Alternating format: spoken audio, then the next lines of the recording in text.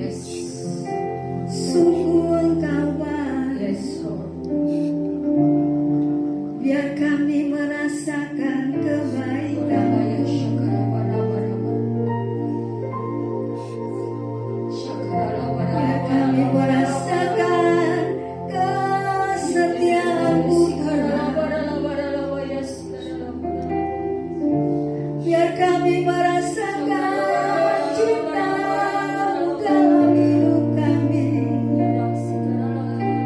Terima kasih-Mu, syukur kami naikkan hanya kepada-Mu Tuhan, hanya kepada-Mu Tuhan, Allah yang menjadi kekuatan kami, Allah yang menyelamatkan hidup kami, Allah yang melindungi kami, Allah yang memelihara kami.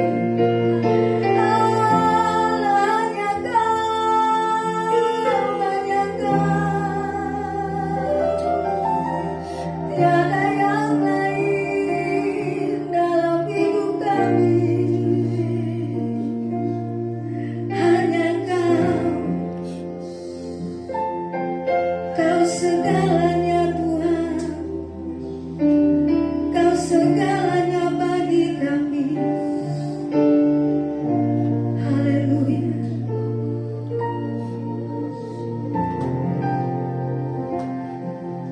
Kami perlu Engkau, Bapa. Kemanakah kami dapat pergi, Tuhan? Di semua tempat Engkau ada bersama kami. Apapun yang kami lewati, apapun yang kami jalani, Engkau Bapa setia bagi kami.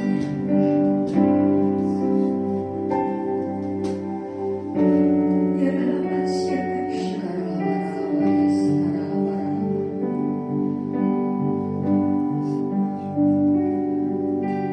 kemanakah aku dapat pergi, menjauhi Roh-Mu yang suci?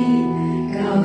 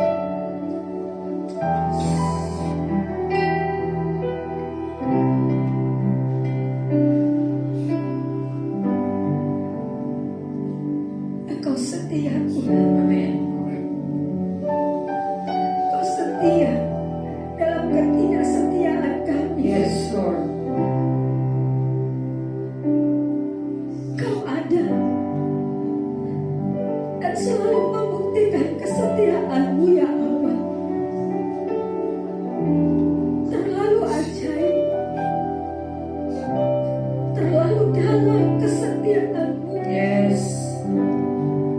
Yes. Semua yang kami punya, Abah, tidak bisa membalas kesetiaan. Oh yes, Lord. Dimuliakanlah Engkau ya Abah. Yes, Ditinggikanlah Kau selamanya, sampai selama-lamanya. Kau Allah kami yang hidup. Besar dan ajaib perbuatan-Mu, kebaikan-Mu selalu nyata. Amin. Tertandingi apa yang Kau pikirkan tentang kami. Kau merancangkan yang luar biasa, bahkan Kau menyediakan yang terbaik bagi setiap kami. Amin. Kau setia,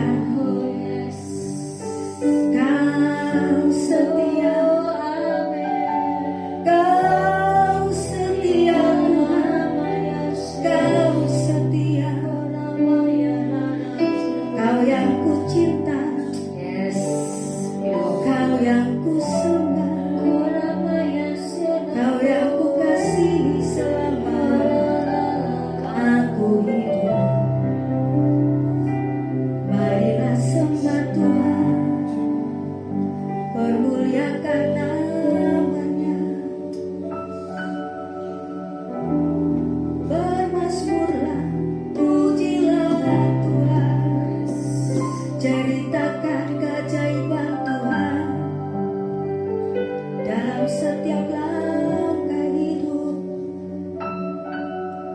Biar nama Tuhan dimuliakan, nama Tuhan ditinggikan dalam hidup kami.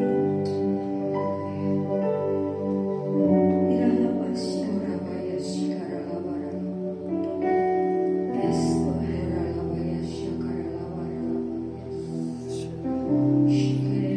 Kau Bapa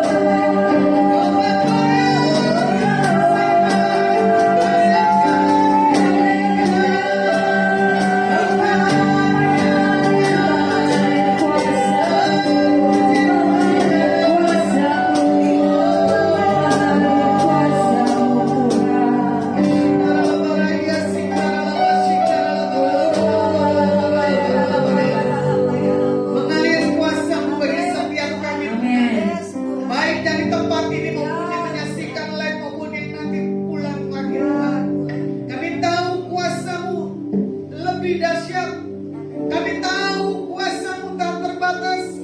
Kami tahu segala hal yang terbaik buat tahun ini. Tuhan, genapi dan Tuhan memberi kami satu hal, kemenangan bersama dengan Kami. Karena kami tahu bersama-Mu Tuhan, kami cakap, kami akan melihat bukti nyata kasih Tuhan dalam setiap kehidupan kami. Di dalam nama Yesus Hamasia kami berdoa dan mengucap syukur Tuhan. Haleluya. Amin. Oke, terima kasih. Bapak Cep ya saya bilangnya. Bapak Cep ini namanya ya. Pak Cep aja deh. Ini kesaksian yang dahsyat. Semalam tentang bicara jangan menyerah. Ternyata Bapak Cep ini tidak menyerah ya. Dari kota Bali, dari kota Surabaya, terdampar di Semarang. Punya satu kerinduan dan kehausan akan Tuhan. Gak menyerah. Ditanya di daerah Hotel Po ini, Mall Paragon, ada nggak tempat ibadah? Ya, kebetulan security bilang ada. Pas malam saya juga melayani walaupun Pak Cep ini telat, tapi tepat pada waktunya ibadah pada hari ini. Saya dikit bercanda, kalau kamu Pak Cep, kasihlah tim kami ini makan nasi goreng. Ya, atau mie goreng, biar jangan tertidur di menara, saking enaknya. Ruangannya sejuk tapi perutnya kosong, nah itu repot. Ya, jadi perlu ada energi. Saya suka bagaimana Pak Cep ini mencari haus dan lapar akan Tuhan ke tempat ini. Sampai ditibakan di tempat ini, ternyata semalam pulangnya malam ya. Malah anak-anaknya Pak Gembala dan Ibu Gembala habis bercanda. Nah, firman pada hari ini tentang apa? Iman dan karakter seorang pemenang. Kalau orang yang gak menyerah adalah orang yang memiliki iman, adalah orang yang memiliki satu karakter yang kuat di dalam akan Tuhannya. Orang kebanyakan tahu Alkitab, tapi menjalankannya tidak bisa. Orang biasanya jago bicara, realitanya tidak akan bisa. Nah, kalau kita melihat ya, bagaimana iman dan karakter ini harus seimbang. Iman tanpa perbuatan adalah sia-sia. Sama, karakter yang tidak punya yang kuat seperti Goliat. Selesai sampai di situ. Lalu kita melihat karakter yang kuat, Yusuf dan Daud. Nah, pada hari ini kita akan baca Matius 7, 24 dan 27. Firman Tuhan katakan apa? Setiap orang yang mendengar perkataanku ini dan melakukannya, ia sama dengan orang yang bijaksana, yang mendirikan rumahnya di atas batu. Kemudian turunlah hujan dan datanglah banjir, lalu angin melanda rumah itu, tetapi rumah itu tidak rubuh sebab didirikan di atas batu. Tetapi setiap orang yang mendengar perkataanku ini dan tidak melakukannya, ia sama dengan orang yang bodoh yang mendirikan rumahnya di atas pasir. Kemudian turunlah hujan dan datanglah banjir, lalu angin melanda rumah itu sehingga rubuhlah rumah itu dan hebatlah kerusakannya. Hari-hari ini banyak kita melihat orang-orang punya karakter yang rusak tanpa dia menyadari ada familiar spirit dalam hidupnya. Membodohi orang, berkata melebihkan, atau melakukan semua di luar dari setiap karakter daripada anak-anak Tuhan.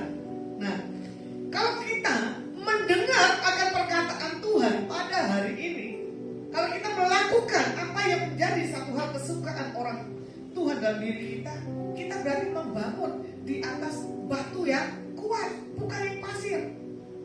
Contoh bulan lalu saya ada di kota Jepara.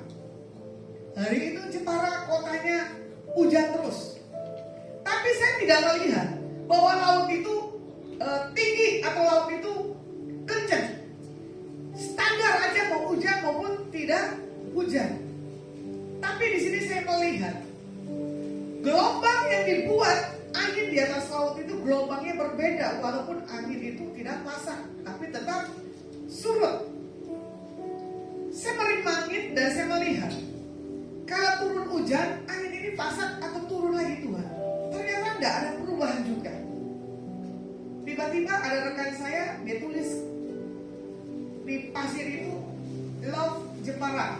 Kebetulan rekan saya orang kelahiran kota Jepara, tapi ombak ya menghapus tulisan lambang love dan Jepara. Saya melihat kalau kekristenan kita gak punya satu hal dasar kekuatan dalam Tuhan, itu semuanya sia-sia. Jangan pandai dalam memainkan alat musik, tapi tidak bisa membina istri dan anak-anaknya. Jangan bisa berkhotbah ternyata keluarganya seperti gak ada satu hal kejelasannya. Nah, kalau dilihat perbedaan rumah yang di atas batu dan di atas pasir adalah sesuatu yang berbeda sangat jauh, ya. Kalau dilihat bagaimana nanti ada banjir, ada gempa, itu tidak akan punya satu hal kekuatan. Tapi rumah yang dibangun di atas batu, ya, sekalipun banjir terjadi di rumah, dia akan tetap berdiri, bukan seperti pasir yang tadi ada ombak langsung terhapus. Bagaimana di sini juga dikatakan apa? Kita ini dibangun di atas batu karang yang teguh, sama seperti Petrus. Engkau adalah Petrus. Engkau kubangun di atas batu karang yang teguh. Walaupun Petrus menyangkal Tuhan, tapi dia punya satu sikap hal perubahan dan pertobatan. Ada orang udah tahu salah, pembenaran dirinya kuat sekali. Nah, ini yang gak bisa. Bahkan belum ada penyelesaian hidupnya di masa lalu dengan masa yang sekarang. Kalau dilihat dasar yang teguh, firman Tuhan katakan apa? Kita mendengarkan. Berarti di sini kita dibawa Tuhan mengembangkan iman dan karakter yang benar-benar punya satu hal teladan dan contoh. Apalagi di Penjimer, ya. Kita melihat dengan cara memandang Tuhan, dan kita melihat Tuhan buat berbeda dalam setiap kehidupan kita.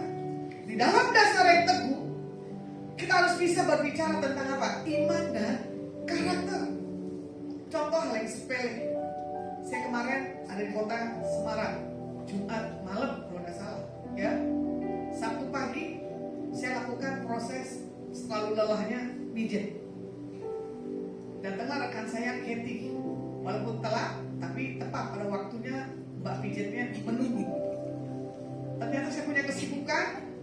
Ternyata Kathy mendengar, ya dong, kisah kesaksian tukang pijat ini. Bagaimana saya punya karakter dengan rekan saya antik seperti Tom and Jerry. Jadi mbak pijat itu bingung. Kadang Kathy juga bingung. Ya itulah yang saya alami. Di tengah-tengah saya sempat terjepit, ya kan? Karakter orang ini bisa dinilai di saat kondisi dan keadaannya, walaupun dia tenang. Udah tahu kita pegel, mau dipijit harusnya diem, betul dah?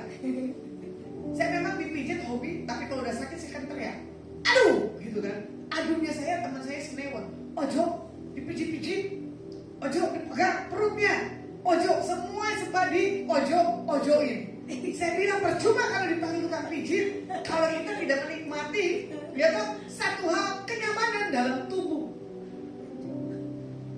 Prosek demi prosek, tukang pijit ini cuma bilang begini, aku tahu karakter Bu Lasma, aku udah kenal Bu Lasma tuh udah lama. Dia cuma bicaranya keras, tapi hatinya nggak begitu. Ya, sampai ada satu mbaknya ini ternyata setting TV saya salah. Saya bilang gini, kalau nggak ngerti nanti koslet TV saya lu ya. Ternyata apa? Dianya apa? Nggak nyambung. Terus saya bilang ya ini nih, orang kalau sudah satu hal lihat kondisi kita lagi begini, kalau dia nggak kuat, betul nggak? Terpengaruh. Akhirnya dia apa? Dia turun ke bawah. Dia menikmati hidup sampai dia punya kesaksian. Sakit aku nggak kuat, saya makan cuma setengah. Setelah itu nggak ada kita makannya full. Katanya Kathy habis. Ya toh, taruhan lagi telur dadarnya. Terus katanya, Kathy kamu menikmati banget Bu, itu enak. Hari itu kan ibu nggak pernah kasih saya tukang pijat seperti ini. Tapi Kathy, karena punya satu keimanan kan Tuhan, tukang urut punya spirit lain. Tuhan kasih hikmah. Ada yang ngikutin kamu ya. Tukang urut itu terpesona. Kok Isra tahu? Terus tak bilang, itu orang belum nyerah juga ya tukang pijit ya. Udah kan pendetanya paranormal, apalagi anggotanya. Ya, ternyata apa? Tukang pijit ini dia mengerti. Kalau kita di dalam Tuhan, tidak bisa dibohongin. Makanya kekuatan spirit. Tapi yang penting bagi saya begini, sebelum dipijit tutup buku darah Yesus. Setelah dipijit bersyukur kepada Tuhan. Bersyukur selalu ya toh, atas kasih-Mu badan otot kita jadi lentur lagi. Nah, bagaimana iman kita hari-hari ini? Mau enggak dipijit Tuhan, diproses, dikenceng nih sama Tuhan, dikasih masalah. Otot kita nih mau makin tegak atau mau longgar? Itu dari kemarin masalah parkiran 2 hari loh. Otot saya mau naik. Saya bilang Tuhan, ini karakter saya berarti masih belum beres nih. Kalau saya ngamuk, ya, iman ini bicara tentang apa? Satu sikap dan tindakan, sama seperti tukang pijit. Mau melayani aja diproses dulu nih, otot kita mesti tegak. Dibandingkan lagi diri saya adalah satu rekan saya. Ini orang mau dibilang apa juga nggak ngerti. Posisi saya sama dia agak beda jauh perbandingannya. Tapi namanya orang bawahan, cara bicaranya nggak nyampe.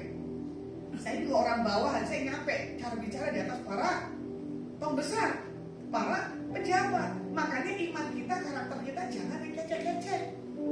Jangan kelihatan kita bodoh. Saya orang bodoh loh. Ya, tapi Tuhan bisa bawa inteleknya. Kalau mau dibilang, kok bisa? Kamu bicara begini, ada gift yang daripada Tuhan, ada kecakapan. Bertemu dengan siapa, lakukan apapun, kita bisa lakukan. Yang penting apa? Punya karakter yang kuat dulu. Nah, kalau dilihat Ibrani 11 ayat 1, iman dasar dari segala sesuatu yang kita harapkan dan bukti dari segala sesuatu yang tidak kita lihat. Ini yang berbicara iman yang gak mudah. Tadi Pak Gembala jengkel, handphone saya suaranya ber. Jangan-jangan nanti saya beli Apple. Amin. Jangan beli, dikasih. Eman-eman ya, Apple buat 20 juta. Mendingan traktir saya makan. Cuma Citra Sari, gak sampai 100.000. Betul lah? Nah, iman Pak Gembala lagi dilatih. Karena apa? Dari bulan Januari sampai Februari ini live suara handphonenya bret. Berarti kan dibilang apa di sini? Buktikan Tuhan dalam diri kita dahsyat dan ajaib. Kita belajar dari kisah Daud ketika mengalahkan Goliat, ya, orang Filistin yang besar. Gak mungkin lah seorang kecil gak punya pengalaman, yaitu seorang gembala domba bisa menaklukkan Goliat. Ada seorang tentara yang sudah terlatih, bodinya tinggi lagi, sama seorang chip ini. Bodinya besar, pasti doyan makan. Yang beda jauh ya chip dengan Andri, ini tadi silang. Kecil-kecil, pelampungnya besar. Makanya saya kalau makan nggak mau berhadapan dengan Andri. Saya dulu yang makan baru dia. Karena apa? Saya takut kenyang duluan. Karena apa? Itu orang nggak ada habisnya. Bisa isi, cuma nggak gemuk-gemuk. Itu anugerah. Ada cacingnya atau pengurapan yang temukan beda tipis. Ya, kita melihat kisah kehidupan orang Goliat ini, tapi dengan satu perkataan, Tuhan ada di pihak saya. Nah, ini Goliat yang saya suka. Jadi semuanya beres. Sama. Semalam saya baru terima telepon, ternyata telepon saya dipakai buat streaming. Bapak ini marah. Kenapa saya tahu dari angkat-angkat tuh? Saya punya live. Maksud Bapak gimana ini? Saya akan ajak kamu bulan ke depan di tanggal 22 kita berangkat ke Papua. Oh Tuhan, tolong. Saya bilang di bulan Agustus, ternyata berangkat keliling ke Papua 1 bulan lebih. Maaf tim yang di sini. Ya, tanggal 22 sampai 20 berapa ya Pak Teki? Papua 20 April. Saya nggak akan hadir, tapi tim saya dari Surabaya pasti akan hadir. Bapak ini terlalu semangat. Bahkan dia berkata begini, siapa tahu Ngana punya pasangan di kota Papua, Jawa Barat. Ya, amin. Pasangan nggak usah harus di kota Papua, karena dia punya anak Ani, 2 orang belum menikah, umur so cukup. Ya, kalau teh celup diulang-ulang. Tapi pasangan hidup nggak bisa diulang-ulang, betul ya? Belajar. Saya menikmati kok dalam kesendirian saja, bukan berdua bermasalah. Pak Peki kan repot, ada 4 paket ya, dia harus biayanya. Kan saya tidak ada biayanya, betul lah. Nasib resiko orang bujang kemana-mana selalu happy. Nah itu dia bedanya. Kalau nasibnya Pak Gembala, pikirin dulu. Anak kasih kasih makan apa. Ya kan? Pak Dhani juga sama. Isi lagi model bajunya begini, dia mau dibeliin apa enggak? Kan kebingungan. Ya? Kalau kantong seorang suami nggak penuh itu repot. Jadi kalau kamu udah didekati, perlu tanda tanya istrimu. Berdoa tidak? Ya, karena keberhasilan seorang gembala, keberhasilan seorang suami terletak dari seorang istri. Makanya Pak Cep ini makmur. Single. Ah, single? Serius? Divorce. Punya anak? 2, kedokteran sama arsitek. Wih, mantap. Nggak apa-apa Pak, istri nggak ada. Yang penting Tuhan Yesus istri. Yang penting ada laundry kiloan. Kalau masak saya bisa. Laundry saya nggak bisa. Dahsyatnya iman dari Pak Cep ini luar biasa. Di posisi dada sudah bilang istri Tuhan Yesus, maka dia bilang apa? Laundry terbuka. Laundry memang terbuka 24 jam. Yang Ya, kan? penting, Bu. Ya, ternyata dikaruniakan 2 anak. Bukan karena kegagalan rumah tangganya, ternyata 2 anaknya mempunyai masa pendidikan yang dahsyat. Satu orang dokter, Yang terakhir single. Arsitek calon. arsitek. Lu lihat, juru masak aja tuh, ya toh bisa sekolahkan 2 anak sampai sarjana. Nah, gembala cuma gaji kupret-kupret, bisa kuliahin anaknya, bisa biayain anaknya sekolah. Uangnya dari mana Pak? Dari Tuhan Yesus. Nggak tahu katanya. Nah itu Tuhan punya mujizat, ya. Jadi kalau kita lihat tantangan yang dihadapi Daud bersama dengan Goliat, 1-17 ayat 23, Daud cuma bicara begini, ya kan? Tampil ke depan. Dia cuma berkata apa? Aku cuma mendengar apa kata Tuhan, bukan kata apapun juga. Makanya hari ini kalau Tuhan bilang begini, maju, melangkah, ya udah, jangan takut. Ini kesaksian yang menggelitik. Saya kenal Pak Gembala ini caranya dahsyat. Dia lagi main musik, isinya singer. Di sini saya sampaikan pesan Tuhan. Ada di satu kota, saya tidak akan sebut. Ternyata di satu kota ini Tuhan sudah selesaikan masalah pelayanannya. Dengan kondisi dan keadaan yang kita tidak ada dari nol ya, tempat ini, ternyata Tuhan buat dahsyat tempat ini. Sampai iman saya dilatih dengan Pak Gembala. Bu beli ini, uang siapa lagi? Jadi kalau udah Pak Gembala mau beli ini, sedikit kepala saya rada-rada oleng. Saya bilang iya juga ya, kalau tidak disiapkan gimana? Cuma saya berkata apa? Aku punya Tuhan yang besar. Ya, kita punya Tuhan yang besar. Hadapin ke Tuhan. Jangan takut apapun yang kita hadapi. Baik juga masalah keluarga yang tadi tantangannya yang dihadapi Daud, Goliat dan keluarga. Orang-orang yang terdekat. 1 Samuel 17 ayat 28, firman Tuhan katakan begini. Ketika Eliab kakaknya yang tertua mendengar perkataan Daud kepada orang-orang itu, bangkitlah amarah Eliab kepada Daud sambil berkata, mengapa kau datang? Dan pada siapakah kau tinggalkan kambing domba yang 2-3 ekor itu di padang gurun?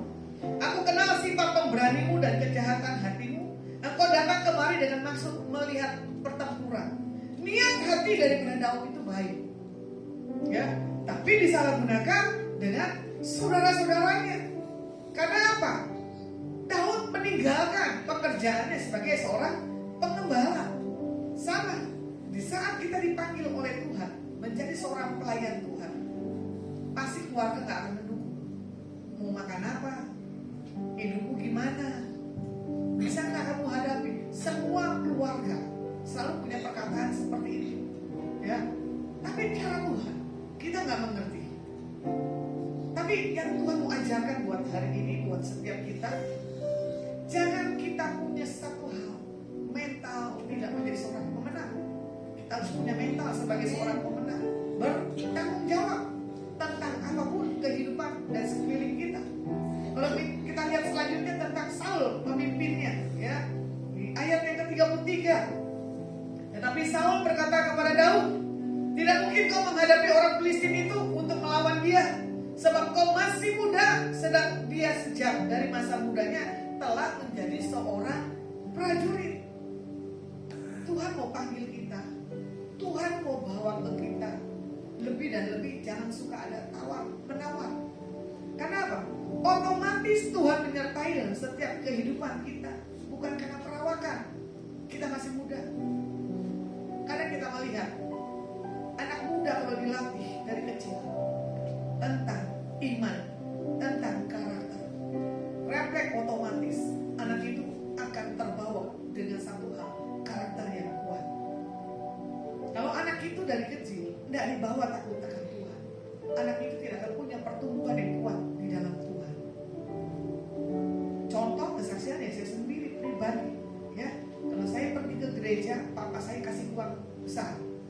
Tapi kalau saya sekolah kasih uang kecil. Jadi papa saya pintar sogok orang untuk ibadah uang. Ya. Udah gitu setelah ibadah dikasih makan yang enak. Tapi hari-hari biasa tidak enak. Tapi saya melihat dari masa kecil papa saya, mama saya bawa saya ke gereja. Walaupun saya melakukan pelanggaran. Gereja Batak KKBP, pinggirnya ada kali, ada tukang jajanan, terima uang utuh. Gereja jam 7, jam 6 sudah sampai di gereja. Duduklah orang tua saya di tengah, ya toh? Kita duduk di belakang. Bunyi keloneng sudah berbunyi, ada ibadah mau mulai, kita 8 orang bersaudara mundur pelan-pelan. Cari apa? Jajanan. Karena apa? Gerejanya ada terowong, apa? Ada apa? Corongnya. Sampai kita makan bakso di pinggiran sungai, kita geleng-geleng. Setelah mau terima berkat kita kabur. Ya, ibadah lagi kita duduk.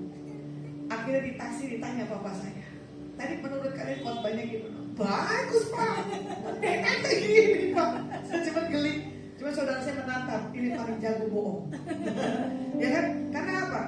Bagi saya mendengar dari corong aja sudah satu hal bukti nyata.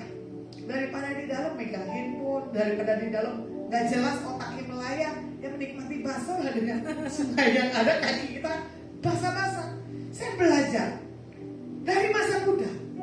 Kalau kita dibawa takut akan Tuhan, itu luar biasa. Saya mendidik 5 ponakan saya dalam takut akan Tuhan. Sampai hari ini saya lihat ponakan saya membuat diri saya apa? Bangga. Bahkan dia bilang begini, bahwa dalam doa saya mau jadi tentara, bahwa dalam doa saya mau jadi dokter, pakai jalur undangan. Bayangin. Tapi 3 tahun sebelumnya Tuhan udah bilang, anak ini diterima di university. Ternyata apa? Anak ini tidak ambil universitinya. Dia punya keinginan yang daripada kerinduan hatinya. Saya melihat kalau dari masa kecil anak ini dibawa takut akan Tuhan, sampai punya kedewasaan pengenalan akan Tuhannya dahsyat. Bahkan ponakan saya menjauhkan rokok, menjauhkan minuman, tidak seperti tantenya. Ya, jadi kegagalan di masa lalu jangan terulang di masa yang sekarang. Ya, yang ada nanti buat Pak Cep, ya, bawa kedua anakmu nanti buat mantu dan cucumu, ya, dalam takut akan Tuhan. Nah, kalau dilihat tantangan yang paling dilihat diuji imannya daripada Daud di ayat yang ke-37, ya. Pula kata Daud, Tuhan yang telah melepaskan aku dari cakar singa dan dari cakar beruang, Dia juga yang akan melepaskan aku dari tangan orang Filistin itu. Kata Saul kepada Daud, pergilah, Tuhan menyertai engkau. Daud punya satu hal potensi yang luar biasa, bisa mengalahkan singa, ya, bahkan beruang. Apalagi itu seorang manusia. Ini binatang ini adalah binatang yang liar di tengah-tengah hutan, ya. Kalau dilihat bagaimana iman yang kuat, kita melihat pribadi bersama dengan Tuhan, itulah yang menentukan karakter kita yang selanjutnya. Bagaimana pengalaman pribadi kita dengan Tuhan, itulah yang menentukan untuk kita punya hal yang ke depan sampai selanjutnya. Nah, bagaimana kita punya karakter mental yang moral yang tidak dimiliki dalam diri seseorang anak Tuhan, itu adalah menjadi satu batu sandungan, ya. Nah, di sini juga dikatakan apa? Kita di kumpulan orang-orang yang mana? Itulah jadi karakter kita. Saya suka dengan ayat katekisasi waktu saya di sini di gereja Batak. Sampai sekarang saya teringat Mazmur 1 ayat 1, ya kan? Berbahagialah yang tidak duduk kumpulan orang pencemooh, yang kesukaannya adalah firman pagi, siang, dan malam. Itulah yang menentukan karakter kita. Kemarin entah kenapa ya, saya sempat bercanda. Ternyata saya ini sudah ditentukan teman-teman saya dari SMA. Nakalnya luar biasa. Tapi entah kenapa tiba-tiba lontar ya teman-teman SMA saya, dia bilang begini, awas ibu pendeta lewat, ibu pendeta lewat. Akhirnya jadilah perkataan orang-orang dunia, betul lah? Itu teman-teman saya yang belum dalam Tuhan. Makanya karena teman saya bilang begini, kok bisa kamu jadi seorang pendeta? Iya. Apa Tuhan tidak salah pilih saya? Ya kan? Nah, itulah yang cara Tuhan yang kita mengerti. Dari perkataan pergaulan. Mana sangka kalau Tuhan bawa saya punya satu hal, perubahan yang dahsyat. Jadi kalau bisa sampai hari ini, itu karena bonusnya daripada Tuhan, saya bisa mempertahankan sampai akhir. Aku menutup mata melayani Tuhan dengan segenap hati. Nah, karakter adalah pembuktian tindakan iman seseorang, seperti karakter Daud. Yang pertama adalah hati yang tunduk. Yang kedua adalah melihat masalah dari sudut pandang Tuhan. Kalau hati yang tunduk, Daud di sini dikatakan taat ketika ayahnya menyuruh pergi melihat kakak-kakaknya berperang. Apa yang dilihat itu adalah satu hal untuk pembelajaran buat kita yang ke depan. Apa yang tidak pernah dilihat, tidak pernah didengar, tidak pernah timbul, itu Tuhan sudah siapkan. Makanya Daud melihat apa yang dikerjakan kakak-kakaknya, taat akan perintah daripada bapaknya. Di ayat 17 di sini dikatakan apa? Isai berkata kepada Daud anaknya, ambillah untuk kakak-kakakmu berti gandum ini seepa dan roti yang 10 ini, bawalah cepat-cepat ke perkemahan kepada kakak-kakakmu. Ini adalah satu tanda isyarat untuk membuat ada sesuatu hal kehidupan bahwa Daud ada di tempat itu, ya. Yang kedua, bagaimana kita melihat Daud dari sudut pandang Tuhan di ayat yang ke-26. Lalu berkatalah Daud kepada orang-orang yang berdiri di dekatnya, apakah yang akan dilakukan kepada orang-orang yang mengalahkan orang Filistin itu dan yang menghindarkan cemooh dari Israel? Siapakah orang Filistin yang tak bersunat ini sampai ia berani mencemoohkan barisan daripada Tuhan yang hidup? Baik kita dalam masalah kehidupan, baik kita masalah perjodohan, baik masalah kita masalah hal-hal yang lainnya, ya, kita harus memakai nama Tuhan dalam setiap kehidupan pribadi kita. Supaya apa? Kita punya hal kemenangan. Di ayat penutupnya, di ayat 36, Daud juga berkata, beruang telah dikalahkan, tapi hambamu ini adalah yang tidak bersunat berani menghina nama Tuhan. Makanya ada satu kegeraman dalam diri Daud, bahwa Daud akan mengalahkan Goliat dengan satu hal, kerendahan hati dan berseru kepada Tuhan untuk bisa mendapatkan kemenangan. Kita bisa melihat bagaimana perbedaan, ya, orang Goliat yang besar, Daud yang kecil, tapi punya satu hal, kuasa daripada Tuhan. Jadi seberapapun kita punya talenta dan kerja keras, jangan pernah kita mengenyampingkan Tuhan dalam setiap kehidupan pribadi pribadi. Sama seperti Pak Cep ini bilang, saya cuma pensiun tinggal 4 tahun lagi, 5 tahun. Berarti mau menikmati masa pensiun dengan pesangon, betul nggak Pak? Saya sudah bilang dengan Pak Cep, kenapa kamu tidak bikin restoran atau yang gimana? Dia bilang percuma. Karena apa? Tidak punya satu hal talent yang kesana, walaupun jago masak. Cuman dia maunya mental sebagai karyawan, bukan sebagai bos. Tapi tahu 5 ke depan, saya nggak tahu. Kalau Tuhan punya satu hal perubahan dalam hidupmu, bukan pusat kuliner sendiri, tapi dengan gaya yang daripada Tuhan. Amin. Eman-eman punya talenta masak, karena kuliner sampai kapanpun tidak akan pernah selesai. Ya, kalau kita tidak punya menciptakan pekerjaan, selesai sampai di situ. Nah, buat kita hari ini, kita akan bisa melihat iman kita tetap teguh bersama dengan Tuhan. Firman saya tutup, dan mari kita akan pujian. Ku tahu hidup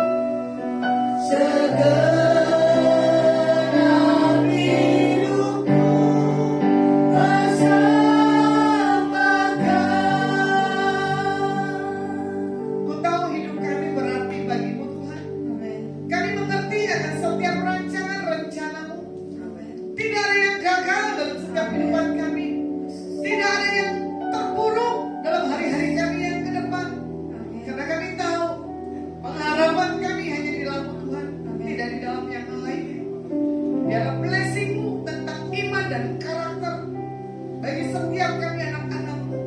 Mampukan dan sanggupkan sampai akhir. Jangan sampai kami jago berbicara tapi kami tidak menjadi teladan. Jadikan kami Tuhan cinta-Mu buat sampai kami tidak lepaskan akan kasih kebaikan-Mu bagi setiap kami. Di dalam nama Yesus Masihi kami berdoa dan mengucap syukur. Haleluya. Amin.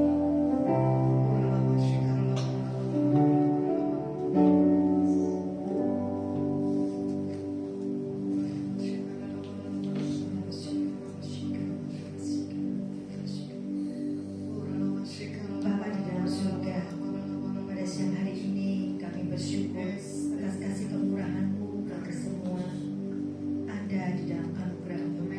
Kami pada pagi siang hari ini mau berdoa untuk bangsa kami, bangsa Indonesia. Dengan segala yang terbaik, Engkau akan memberikan bangsa Indonesia Shalom Tuhan. Bapa, kiranya Engkau menjauhkan bangsa kami Indonesia dari segala kesakitan, kerugian, kecelakaan, bencana, musibah, malapetaka, kematian, dan semua yang jahat yang ditimbulkan dan dirancangkan oleh musuh-musuh kami. Tuhan sendiri yang akan meluputkan Indonesia dan akan memuliakan Indonesia di atas segala bangsa. Tuhan akan menyinari bangsa Indonesia dengan wajah-Nya. Kegelapan tidak lagi menguasai bangsa Indonesia, sebab bangsa Indonesia akan berjalan dalam terang dan kebenaran firman Tuhan.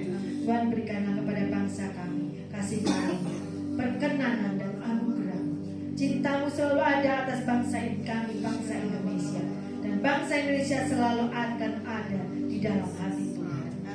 Tuhan akan menghadapkan wajah-Nya pada bangsa Indonesia. Indonesia sedang dibangun untuk menjadi rumah doa bagi segala bangsa.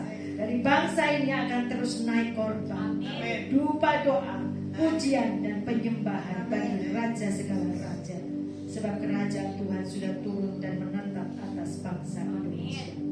Tuhan, berikanlah kepada bangsa Indonesia damai sejahtera dari Sabang sampai Merauke, dipenuhi dengan shalom yang daripada Tuhan. Kami mau meletakkan nama Tuhan Yesus atas bangsa Indonesia sebagai mentera yang akan menjamin dan menggenapkan apa yang sudah direncanakan dan ditetapkan oleh Bapa di surga. Bapa, kami juga berdoa terlebih untuk kota Semarang ini Tuhan. Kami mau menyerahkan seluruh kota Semarang ini dari tingkat kabupaten maupun sampai tingkat RT dan RW. Kami menyerahkan di dalam tangan penyertaan-Mu. Engkau yang mengurapi, Engkau yang mengwujudkan kota Semarang ini, sehingga Jawa Tengah Semarang terkhusus ini boleh menjadi kota menara doa bagi Engkau.